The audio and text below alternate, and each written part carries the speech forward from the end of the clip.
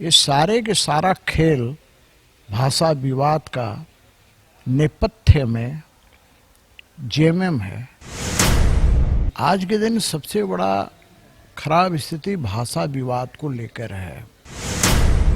राज्य सरकार यदि ठीक ढंग से काम करेगी तो मैं नहीं समझता कि कोई महामहिम राज्यपाल होगा इस तरह की रिपोर्टिंग करेगी।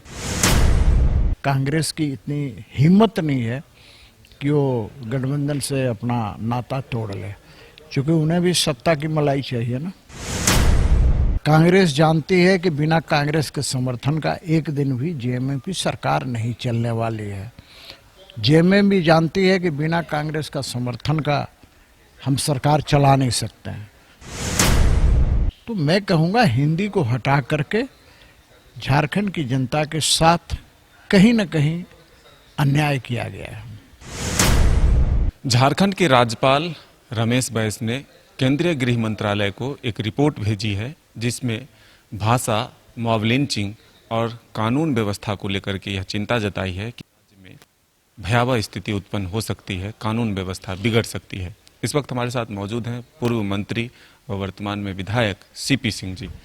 सीपी सिंह जी, राज्यपाल ने जो रिपोर्ट भेजी है, कई ऐसे मुद्दे हैं जिसको लेकर के जो हाल के दिनों में राज्य में जो स्थिति बनी है उसमें एक रिपोर्ट ये जो भेजा गया है, इसको लेकर के आप क्या कहें? देखिए, राज्यपाल संवैधानिक प्रमुख होते हैं और राज्य का संवैधानिक प्रमुख होने के नाते राज्य के अंदर की जो स्थिति होती है समय समय पर गृह मंत्रालय भारत सरकार को रिपोर्ट बनाकर भेजते हैं। यह उनका दायित्व है। तो राज्य सरकार के अंदर जो अभी हालत है वो बदतरीन होती जा रही है, दिनों दिन स्थिति खराब होती जा रही है। आज के दिन सबसे बड़ा खराब स्थिति भाषा विवाद को लेकर है। मॉब लिंचिंग भी हुई है, दो मॉब लिंचिंग हुई है। तो ऐसी स्थिति में महामहिम राज्यपाल महोदय अपने रूटीन वर्क के तहत इन सब मामलों को केंद्र सरकार के गृह मंत्रालय को वस्तु स्थिति की जानकारी देने का काम कर रहे हैं। वैसी स्थिति में राज्य सरकार को भी सोचना चाहिए ये स्थिति क्यों आई है और महामहिम राज्यपाल महोदय को इसकी रिपोर्टिंग केंद्र सरकार को क्यों करनी पड़ रही है। राज्य सरकार यदि ठीक ढंग से काम करेगी तो मैं नहीं समझता कि कोई महामहिम राज्यपाल होगा इस तरह की रिपोर्टिंग करेगी। निश्चित रूप से राज्य सरकार को अभी भी सचेत होना चाहिए और राज्य के अंदर जो कानून व्यवस्था की खराब स्थिति हो रही है उसको ठीक करने की दिशा में अपने अधिकारियों को, खास करके पुलिस अधिकारियों को बेहतर और चुस्त करने की जरूरत है। अन्यथा ये पुलिस अधिकारी जमीन से लेकर कोयला खनन और बालू से लेकर लोहा तक की तस्करी को संरक्षण देने में लगे हुए हैं। तो लॉ एंड ऑर्डर कैसे ठीक रख पाएंगे? इसलिए महामहिम राज्यपाल को यह रिपोर्ट भेजनी पड़ी। अभी जो आपने कहा भाषा विवाद, टकराहट की स्थिति देखने को मिल रही है। एक तरफ भोजपुरी, मगही के, जोहासी के जो लोग हैं वो, और दूसरी तरफ जो जेएमएम के पूर्व विधायक रहे हैं अमित महतो, वो भी पार्टी छोड़ करके अब इस भाषा आंदोलन में आ गए हैं और कह रहे हैं कि जब तक 1932 का खतियान भी लागू नहीं होगा तब तक हम लोग सड़क पर रहेंगे, आंदोलन करेंगे। अब देखिए वो क्या करेंगे नहीं करेंगे, भाई उनका लोकतांत्रिक अधिकार है। भाषा विवाद में टकराहट कहाँ है, मुझे तो समझ में नहीं आ रहा। अरे भैया, ये सब जो है ना, इसके पीछे, पर्दे के पीछे खुद जेएमएम है। ये सब नौटंकी है, इस्तीफा देना वगैरह वगैरह। ये सारे के सारा खेल भाषा विवाद का नेपथ्य में जेएमएम है और वही इस तरह का करा रही है ताकि लोग नौकरी भूल करके और इसी भाषा विवाद में आपस में लड़ते रहें। लेकिन मैं नहीं समझता हूँ कि कहीं कोई टकराव होने जा रहा है। ये उनका आंदोलन है। आज ही मैं देख रहा था कि लोग धनबाद से चले हैं, जुआ लोग चले हैं, भाषा विवाद के मामले को लेकर के रांची तक आएंगे, ये पहुंच चुके हैं, गोला पहुंच चुके हैं। कहाँ दूसरा कोई उन पर कुछ उंगली उठा रहा है? भाई उनका लोकतांत्रिक अधिकार है, वो उनकी अपनी मांग है, तो कहाँ कोई दूसरा उसमें विवाद पैदा कर रहा है?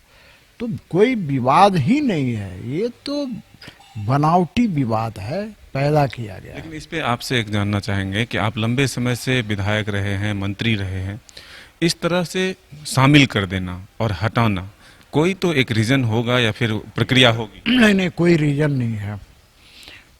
सरकार है, गठबंधन की सरकार है। अब ये सरकार में कांग्रेस भी है, राजद भी है। अब ये सारे के सारे लोग राजनीति कर रहे हैं इसके अंदर। कांग्रेस के लोग बोलते कुछ हैं, करते कुछ हैं, बाहर में कुछ बोलते हैं, कैबिनेट में समर्थन करते हैं। तो मेरा कहना है कि ये सब तो नूरा कुश्ती वाली बात है और कोई बात नहीं है। कांग्रेस की इतनी हिम्मत नहीं है कि वो गठबंधन से अपना नाता तोड़ ले, क्योंकि उन्हें भी सत्ता की मलाई चाहिए ना।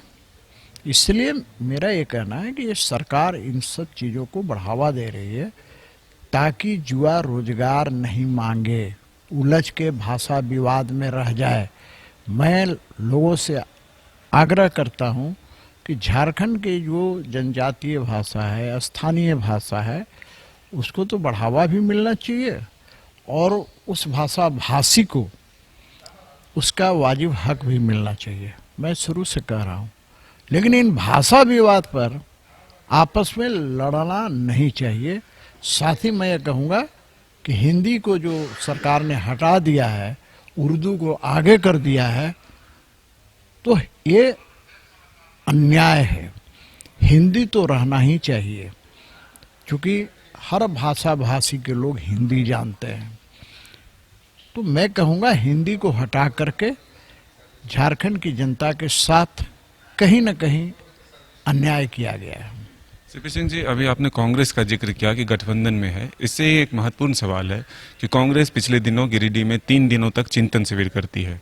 कई नेता हैं कांग्रेस के जो उस शिविर में ये कहते हैं कि जेएमएम हमारी पार्टी को खत्म करना चाहती है, हिंदी को हटाया तो हम मंत्री पद से इस्तीफा दे देंगे। ये सब क्या दिखता है कि सरकार पर एक प्रेशर देने के लिए है या फिर सही में ये विरोध है? कोई विरोध नहीं है भैया, ये सब प्रेशर पॉलिटिक्स है।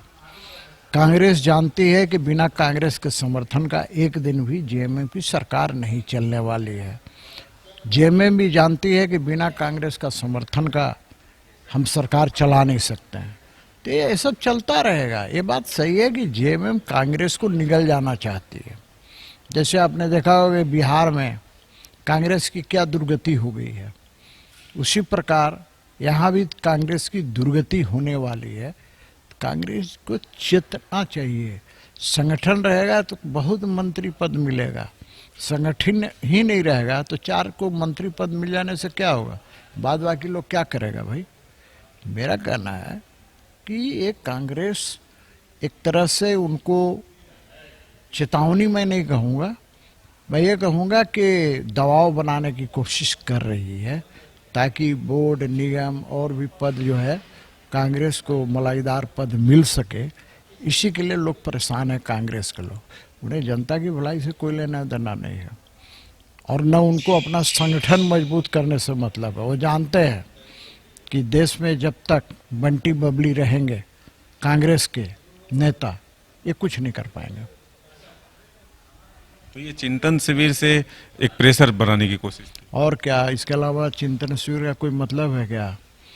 सबका भाषण में देखा हूँ, सुना हूँ, और लाइव के ही कार्यक्रम चिंतन शिविर का लाइव होता है। अब हम तो पहला बार सुने हैं। मैं भी भारतीय जनता पार्टी में आज लगातार छोटे उम्र से हूँ।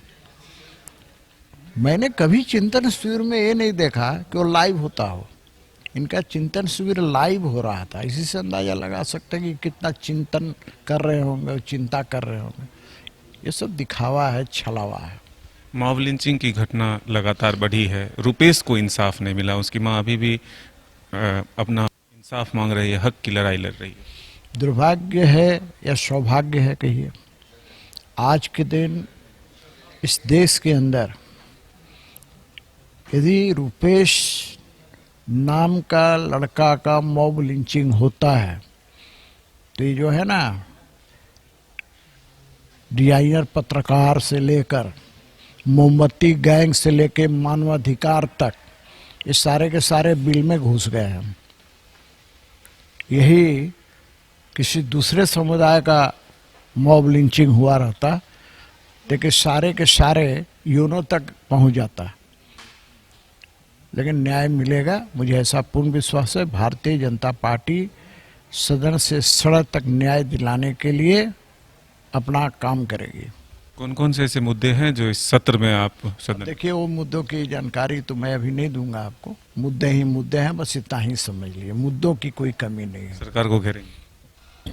अरे मेरा काम क्या है, मजबूत विपक्ष है, जनता की आवाज बनकर सदन से सड़क तक मुखरित होकर पूरा कराने के लिए काम करेंगे, और जो काम नहीं होगा उसका विरोध करेंगे। तो ये थे सीपी सिंह जी, जिन्होंने सभी विषयों पर बेबाकी से अपनी बात रखी और उन्होंने कहा कि रुपेश को इंसाफ दिलाना हो या फिर अन्य जो तमाम विषय हैं, सड़क से लेकर सदन तक वो आवाज़ उठाते रहेंगे।